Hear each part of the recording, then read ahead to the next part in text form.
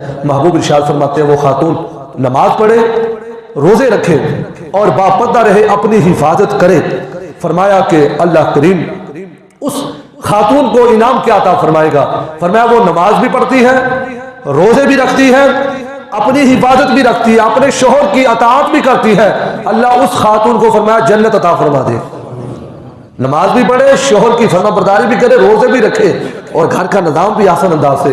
تو پیارے نبی پاک علیہ الصلوۃ والسلام نے ارشاد فرمایا پھر اللہ کریم اس خاتون کو جنت میں جگہ عطا فرما دے گا۔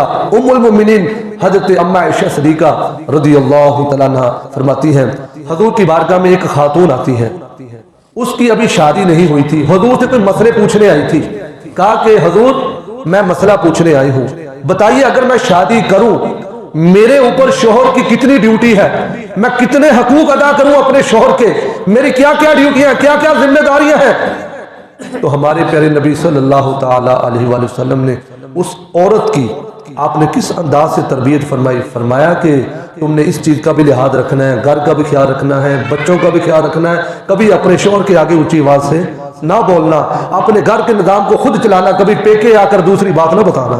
یہ تربیت فرما رہے تھے۔ ہمیں گھر میں اونچ نیچ ہو جاتی ہے، اصل بیٹی وہی ہوتی ہے جو اپنے گھر کو بچانے کے لیے آخری حد تک جاتی ہے۔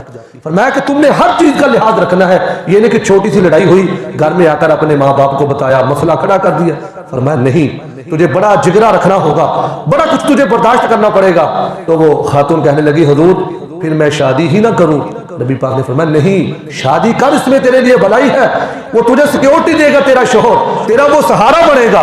زندگی سادہ جوانی تو نہیں نہ رہنی، تجھے بڑھاپے میں بھی جانا ہے، پھر تیرا سہارا کون بنے گا؟ ماں پہ سدا تو نہیں رہیں گے، ماں پہ نے تو چلے جانا ہے۔ فرمایا کہ یہ اسلام کا جو خوبصورت انداز ہے، جب آپس میں نکاح ہوتا ہے وہ شوہر پھر پوری سیکیورٹی دیتا ہے اپنی بیوی کو۔ یہ اسلام کا امتزاج دیکھیے، اسلام کتنی بڑی سیکیورٹی فراہم عطا کرا۔ فرمایا تو نکاح کر اور اسلام کے مطابق زندگی گزار، دیکھنا پھر اللہ تجھے کتنی برکتیں عطا فرمائے۔